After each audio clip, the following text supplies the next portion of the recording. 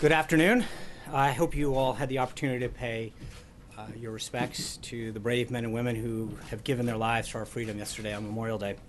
I want to begin by recapping the incredible historic trip that the President and the First Lady have just concluded, because it truly was an extraordinary week for America and our people. In just 9 days, the President traveled across Europe and the Middle East and interacted with nearly 100 foreign leaders. It was an unprecedented first trip abroad, just 4 months into this administration, and it shows how quickly and decisively the President is acting to strengthen alliances, to form new partnerships, and to rebuild America's standing in the world. We've never seen before at this point in a presidency such sweeping reassurance of American interest and the inauguration of a foreign policy strategy designed to bring back the world from growing dangers and perpetual disasters brought on by years of failed leadership. President Trump started in Saudi Arabia, beginning his first foreign trip as president in the nation that's the custodian to the two holiest sites in the Islamic faith. The president was greeted on the tarmac by the King of Saudi Arabia and received with incredible graciousness by the kingdom and its leaders throughout his stay. The president's address to the leaders of more than 50 Arab and Muslim nations was a historic turning point that people will be talking about for many years to come. He did exactly as he promised in his inaugural address, united the civilized world in the fight against terrorism and extremism. The president was very direct in calling on the leaders of the region to drive out the terrorists and the extremists from their midst and to isolate the Iranian regime that supports so much of this violence. He let American allies know exactly what they can expect from us going forward, what he called, quote, a principled realism rooted in common values and shared interest. He laid out the case in persuasive detail for why the Muslim world must take the lead in combating radicalization.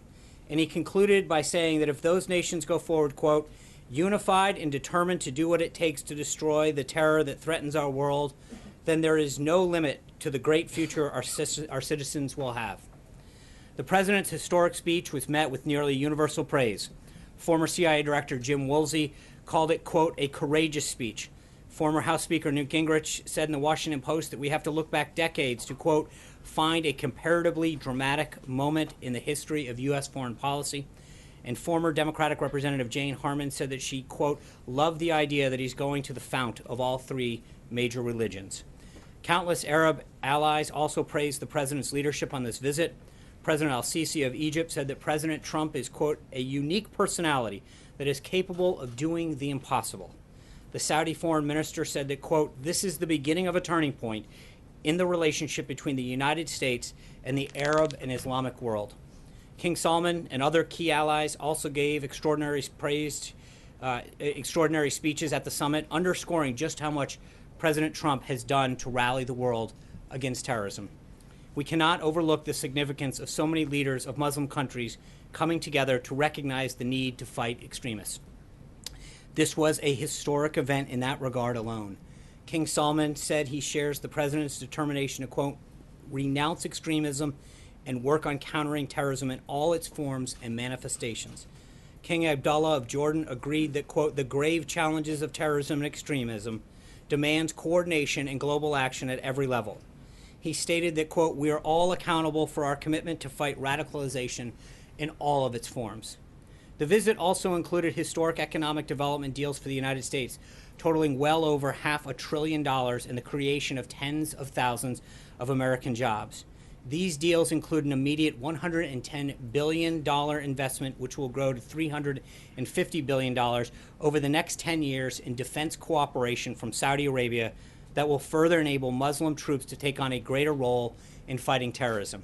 The president also participated in the launch of a new task force to block terror funding in the Gulf, the opening of a new global center for combating extremist ideology, and more than 30 commercial deals that include companies like Lockheed Martin, Raytheon, Boeing, GE, Dow, Honeywell, Emerson, Alcoa, and Cisco, among others, that will result in an additional $270 billion of Saudi investment in American businesses and American jobs.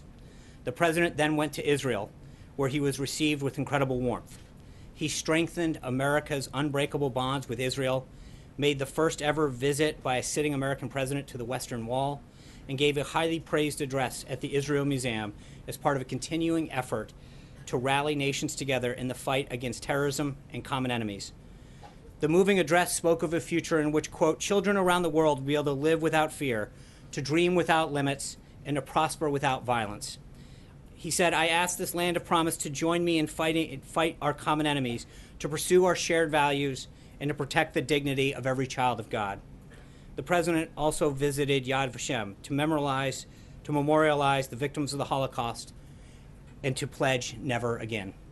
The president met with both Prime Minister Netanyahu and Palestinian Authority President Abbas to advocate for a renewed push for peace, which they both agreed they were prepared to work towards. He also discussed with both leaders how to increase cooperation against terrorism. Prime Minister Netanyahu said, quote, for the first time in my life, I see real hope for change. And a correspondent at one of the leading Israel publications wrote that, quote, in the short space of 3 days, Trump carried out a semi-revolution. From Israel, the president traveled to Rome, where he met with Pope Francis at the Vatican. They had a very productive conversation about combating ISIS and other terrorist groups, protecting religious liberty, and numerous other issues. The president and the First Lady were incredibly honored by the visit. The president then attended the NATO summit in Brussels, where he boldly stood up for American taxpayers and our common defense by calling on other NATO countries to pay their fair share on a speech delivered with the leaders of all of NATO's countries all present. Hard-working Americans saw a leader represent them and their security on the international stage. The president also urged NATO to adapt the alliance to more effectively combat terrorism. Later in the meeting, the member states unanimously agreed on those two priorities, and the Secretary General was extremely complimentary of the president's work to dramatically strengthen the alliance by getting member states to increase their contributions. Finally, the president traveled to the G7 summit in Sicily, where he and other leaders discussed how to better promote prosperity and security for each of their countries. Those meetings were marked by outstanding success that we see reflected in the communique that was issued. They include a strong statement that G7 nations will stand against unfair trade practices and a commitment to fostering a true level playing field. The G7 leaders also endorsed the right of sovereign nations to control their borders and endorsed in that communique the policy outlined by President Trump to seek resettlement of refugees as close as possible to their home countries so that they can be part of an eventual rebuilding. This language on migration and refugees was a major shift in policy towards the shift of the president. The G7 formally also condemned the use of chemical weapons, and needless to say, the president's leadership was critical in setting those priorities for the nation. In addition, the president also met with Prime Minister Abe of Japan. The two agreed on the need for enhanced sanctions with respect to North Korea. The president concluded his trip with an address to the service members and their family at Naval Station Sigonella to thank them for their service on Memorial Day weekend and to deliver another strong message about the unity in the fight against terrorism. Then yesterday, President Trump spoke at Arlington National Cemetery for Memorial Day services and visited the grave sites of many of our fallen heroes. This was an extraordinarily successful and historic 9-day trip the president took. He accomplished the return of a strong America to international affairs, rallied civilized nations of the world against terrorism, took real steps towards peace in the Middle East, and renewed our alliances on the basis of both shared interest and shared burdens. The trip sets the stage for a much more safe and prosperous nation here at home and a more peaceful world for all. We're back at home now, and the president and his cabinet are moving full steam ahead on the president's agenda. As the president noted this weekend, his plan for the most significant tax reform in decades continues to progress, led by Secretary Mnuchin and NEC Director Cohn. While the president was away, the team here held several meetings with members in leadership. In particular, Secretary Mnuchin met separately with the House Ways and Means Committee, Republican and Democrat members, the Freedom Caucus, and the Republican Study Committee. The vice president also discussed tax reform with multiple members and with leadership during his regular visits to Capitol Hill. We'll begin holding industry listening sessions next week, providing an opportunity for business leaders and job creators to give us their inputs on what reforms are necessary to allow us to grow jobs and the economy. This morning, the president met with Environmental Protection Agency Administrator Pruitt. One of the topics that they discussed, of course, was the president's upcoming decision on the Paris Climate Accords. As I've told you overseas, this is the subject that the president is spending a great deal of time on, and one that he spoke to the G7 members about during their meetings. Ultimately, he wants a fair deal for the American people, and he will have an announcement coming on that shortly. Also today, the president's trade representative, Ambassador Robert Lighthizer, is having several meetings with representatives from the Vietnamese government, including the Prime Minister and the Trade Minister, ahead of tomorrow's visit between the president and the Prime Minister. U.S. Trade Representative will have readouts on those meetings available for you this afternoon. Ambassador Lighthizer will also be speaking at the Chamber of Commerce Gala this evening for the Vietnamese Prime Minister. That speech should be available via the U.S. Chamber's Facebook page. During his speech, Ambassador Lighthizer will highlight the developments of our bilateral relationships with Vietnam over the past 2 decades, while underscoring the work ahead in addressing the challenges presented by the recent sharp increase in our trade deficit with Vietnam. As the President has made abundantly clear, trade deficits and unfair trade practices have disproportionately hit American workers. Through a robust and varied trade agenda, this administration is strengthening our important relationships with partners like Vietnam by leveling the playing field for American businesses throughout the world. And with that, take your questions. Bill. Yeah, to the issue of the Russia probe, I'm wondering, Sean, if you can tell us when the President knew, whether the President knew at the time that Jared Kushner was seeking to establish back-channel communications at the Russian embassy to the Russian government. And if he didn't know at the time, when did he find out? I think that assumes a lot, and I would just say that Mr. Kushner's attorney has said that Mr. Kushner has volunteered to share with Congress what he knows about these meetings, and he will do the same if he's contacted or connected with any other inquiry. Did the President discuss it, though? I'm not going to get into what the President did or did not discuss, but what your question assumes is a lot of facts that are not substantiated by anything but anonymous sources that are so far being leaked out. Does he approve of that action? You're asking if he approves of an action that is not a confirmed action. That being said, I think Secretary Kelly and General McMaster have both discussed that in general terms, back channels are an appropriate part of diplomacy. So does the White House dispute that happened? I'm not going to get into it, but your question presupposes facts that have not been confirmed. Francesca. Thank you, Sean. Did the President retweeted this morning an article about that back channel that was based on an anonymous source that said that there was an effort to set up a back channel, that it was the Russians who suggested that, and that it was to talk about Syria. Was the President not confirming that that there was an effort and the facts that I just said? I think what I just said speaks for itself. But you said that first of all that the article was based on anonymous sources. Which it is. But the Fox article that the President retweeted was also based on anonymous sources. Why are those sources, or the source rather, that they used more credible than the ones in the Washington Post article? Again, I don't think there's 2 issues at hand. One is the statement that Jared's attorney has provided. Second is whether or not the dossier that is largely the basis of this was largely discredited in the first place. Most of the publications here refused to even publish it in the first place. So again, I'm not going to get into confirming stuff. There's an ongoing investigation. John. Gizzy. Oh. I'm sorry. Thank you, Sean. I have 2 questions. First, the President, for the second time in a month, retweeted his desire for the Senate to reduce the votes to pass anything to 51, which would effectively scuttle the filibuster for legislation as it has been scuttled for nominations. Is this something he discussed with Majority Leader McConnell or any of the Senate leadership before he tweeted it? I think the concerns that he's had with the pace of the Senate has been longstanding. Obviously, the use of the filibuster and the rules of the Senate are ultimately up to Senator McConnell. But I think that the frustration that he's had with the pace of some of the legislation and some of the obstructionist tactics that Democrats have employed, whether it's his cabinet nominees or other pieces of legislation, has been well documented. Would he want to scrap the filibuster entirely as well? I think he wants to see action done, John. That's what the President wants. Whether it's the delays that Democrats pose to his cabinet nominees or pieces of legislation, he wants action. This President was elected to get things done, and he wants to see things move through the House and the Senate, especially when you've got a majority of support and people to stop playing games. Zeke? Now, my second question, I did want to mention that before he left to go abroad, the President praised Philippine President Duterte for his action against drug dealers and dealing with them. Various human rights groups have condemned President Duterte, saying that a lot of the executions of drug dealers have been done without trial. Does the President stand by his words of praise for the Philippine President?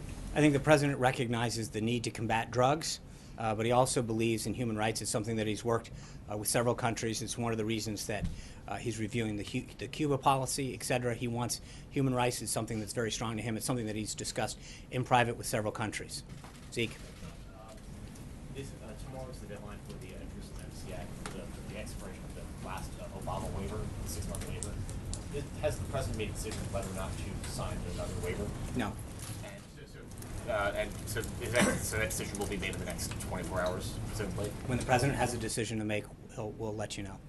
And secondly, we're also waiting on a few other reviews, both for the ISIS review as well as the Afghanistan review. Right. What is the status of those? You mentioned that Harris will be hearing this week. The president said, what about the other two subjects? I think on the Afghanistan review, he's still reviewing that from the Department of Defense.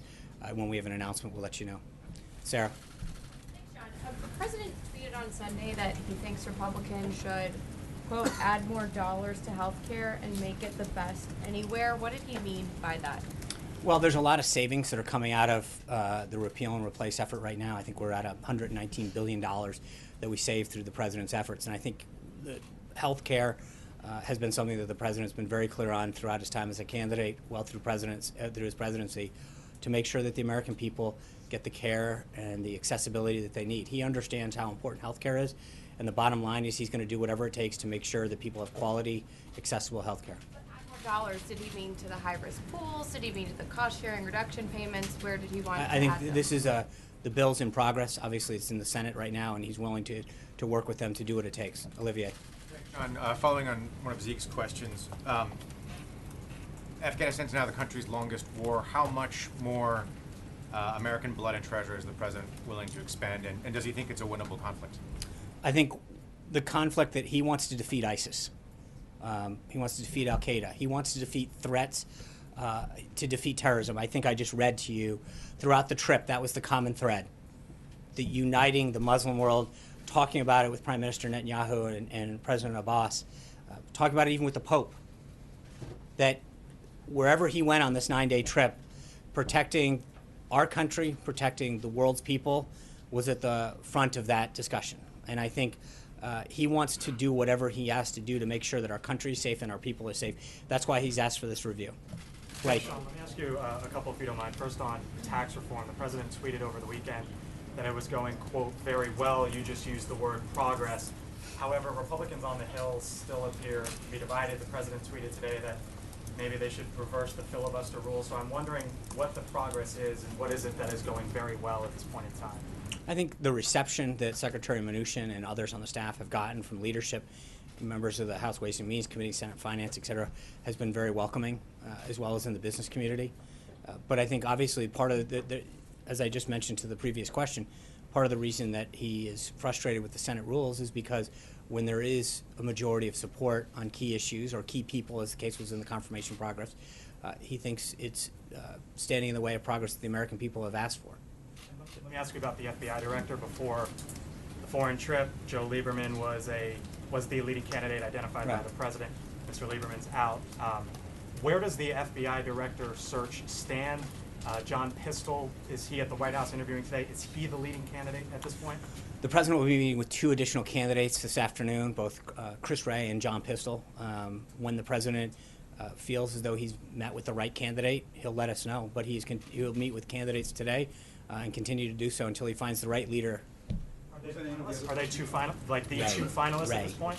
Huh? Are they the 2 finalists or 2 of a expanding group? The president is the ultimate decision maker, and when he makes a decision as to who he believes is best to lead the FBI, he will let us know. Katie. The president tweeted that tax reform is going well, but you just said that he's actually very frustrated with the lack of progress in the Senate. So does the White House still stand by its August deadline for tax reform? And does the White House still believe that health care, tax reform, and infrastructure is going to get done this year? So just so we're clear, there's 2 separate issues, right? One is, I think the talks that Secretary Mnuchin and other members of the staff have had and the reception that they've gotten to the president's bold tax reform proposal is extremely welcoming. I think the president in general finds it frustrating the way how the Senate operates. And again, I'm dating this back to the holdup that they had on some of these unbelievably well-qualified nominees. So we don't want to mix those 2 issues together. But I think he feels very, very encouraged by the reception that he's gotten to tax reform. Secretary Mnuchin, who had made the comment about August, had talked about, while that was a goal, that we'll continue to work as hard as we can to get it done. But we've got a pretty bold agenda. He's still pushing hard on health care. Infrastructure is a priority of his. So the president's legislative agenda is in full swing. Yeah. No. Where do you see the state of the U.S.-German relationship right now, and how important is that relationship to the White House and the president and the American public? I think the relationship that the president has had with Merkel, he would describe as fairly unbelievable. They get along very well. He has a lot of respect for her. They continue to grow the bond that they had during their talks in the G7. And he views not just Germany, but the rest of Europe as an important American ally. During his conversations at NATO and at the G7, the president reaffirmed the need to deepen and improve our transatlantic relationship. And how did he view her comments that she felt that Europe could no longer depend on the United States? Well, respectfully, that's not what she said. So since you're misquoting the chancellor, let me read what she actually said. She said, "The time when Europe could rely solely on others is somewhat in the past, and as I've witnessed over the past few days, Europe must take its fate into its own hands. This means working in friendship with the U.S., the U.K., and neighborly relations with Russia and other partners." That's great. That's what the president called for. He called for additional burden sharing. The Secretary General of NATO said that the president's calls are what's moving them in the right direction. The president is getting results, and more countries are stepping up their burden sharing. That is a good thing for them, it's a good thing for NATO, and it's a good thing for America. Scott Thuman. Yeah, Sean, has the president been meeting with lawyers specifically about defending himself in the special counsel investigation into Russia? I'm sure you've probably seen the reports that Congressman Adam Schiff elects Jared Kushner before his committee and possibly even go over his clearances. I'm not going to dignify partisan accusations of anonymous sources and alleged unsubstantiated attacks. So I'm not even going to just. About the president, whether or not he's had any meetings. If we have, the president has a lot of meetings. If the president has a decision on anything, we'll be sure to let you know. Yeah, Brian. First, welcome back, by the way. Thanks. Two quick questions. This weekend, while you all were gone, someone shot up the Lexington Herald Leader, and of course we understand what happened in Montana with now Congressman Gianforte. I think he has a misdemeanor charge of assault. Will this administration take a stand against violence aimed at reporters?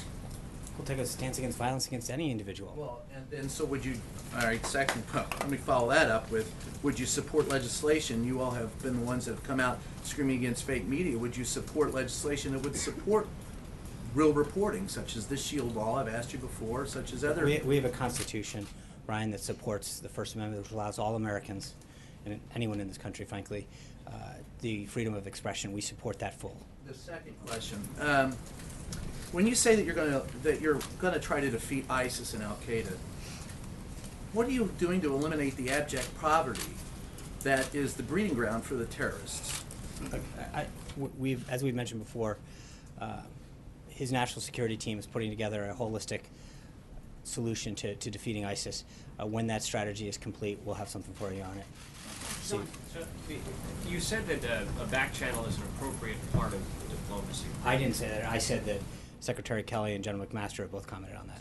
Can you add more to that? Well, how is it that it's appropriate for someone who's a private citizen, not sworn in as an official of the U.S. government, to conduct any kind of negotiation or diplomacy with a foreign official? Again, I would just refer you to both the comments that Secretary Kelly, General McMaster have said about how they can be an important tool in diplomacy. But at the time, there was no one who was close to the president who was working in an official government capacity. How is that appropriate? Again, I think that both of those individuals who are steeped in national and security and foreign policy have said that that can be an effective tool, generally speaking, in diplomacy. Shannon. I know the president hasn't made a public decision on the Paris agreement, and I know you don't want to get out ahead of him, but on the more broad issue of climate change, can you say whether or not the president believes that human activity is contributing to the warming of the climate? Honestly, I haven't asked him. Okay. I can get back to you. And do you feel like that is a decision he's still trying to make? I don't know. I honestly haven't asked him that specific question, so I would feel. Just real quick on healthcare to follow up on a question back there. So as part of the tweet about wanting to add more money to get better health care, would the president consider putting back some of the Obamacare taxes that were taken out of the health bill as it goes into the Senate? Would he be in support of keeping taxes in there to help pay for health care? Again, that negotiation is ongoing with the Senate, and I don't want to presuppose what the president may or may not want to do. Deborah. Let me finish, please. Thank you, Sean, for calling on me. Angela Merkel's quote, "We Europeans must really take our destiny into our own hands." How did the president react to that? And will this have any effect on what he wants to do, what he decides to do with Paris? No, I think he, like I said a moment ago, the president believes that seeing Europe and other NATO countries increase their burden sharing is a very positive thing for their own countries, for NATO as a whole, and for the United States. To see these individuals heed the call that he has so eloquently put out over the last frankly, well over a year. But when you look at the comments that the Secretary General made, he recognizes that the president's rhetoric has had an extremely positive effect on the strengthening of NATO and other countries stepping up the percent of their own GDP that they're putting towards their common national defense. That benefits everybody. It benefits us, it benefits NATO, and it benefits themselves. And will it affect his decision on Paris? What, I'm sorry? Will it have any effect on his decision I on don't, Paris? obviously, that's, what he ultimately decides is up to him. Sean, does the departure of Michael Duffy signal some kind of broader reorganization in the West Wing? Obviously, we're hearing that former campaign aides, Corey Lewandowski and David Bossie might be returning. There's a war room you might be setting up to deal with election investigations. I don't think so. I think the president is very pleased with his team, and he has a robust agenda, as I've just outlined, that he looks forward to working with Congress to get done to achieve results for the American people. Is the White House considering changing how you communicate the president's message at all? I mean, be it him communicating directly more or different faces at the podium?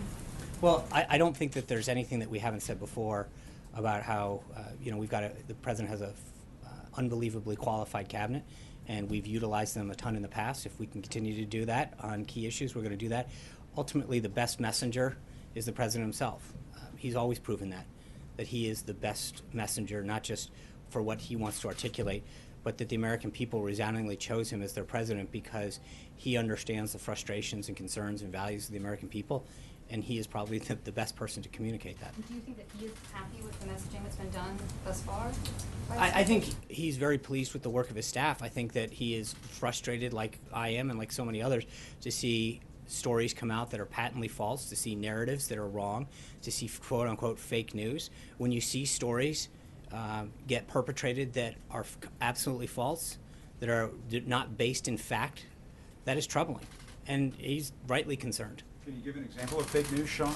Yeah, absolutely, Jim. I'll give you an example. Please. Sure.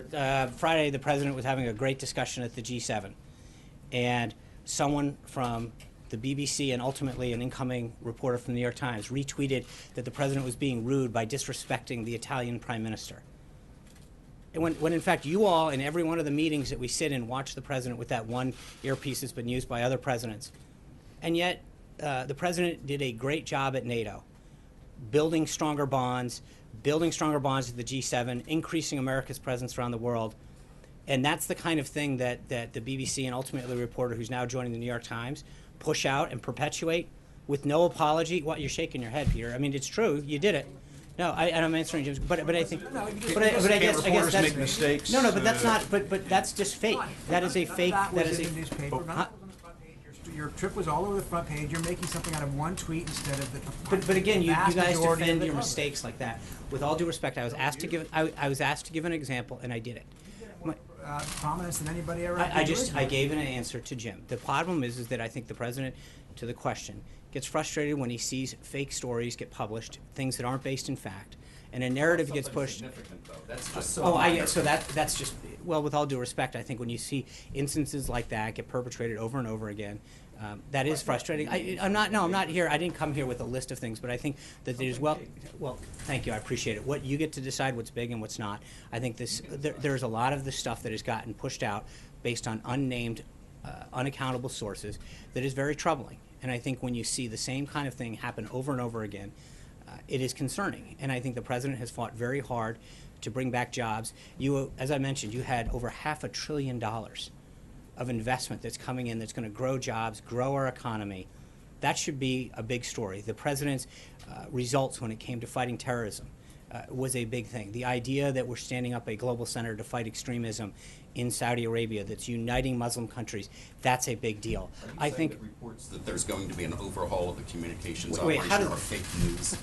I think That's where the question is. I know. So now you want to come back to that. What I'm telling you is that the reason that the president is frustrated is because there's a perpetuation of false narratives, a use of unnamed sources over and over again about things that are happening that don't ultimately happen, and I think that is troubling. Thank you guys very much. I appreciate it. Kushner fake news?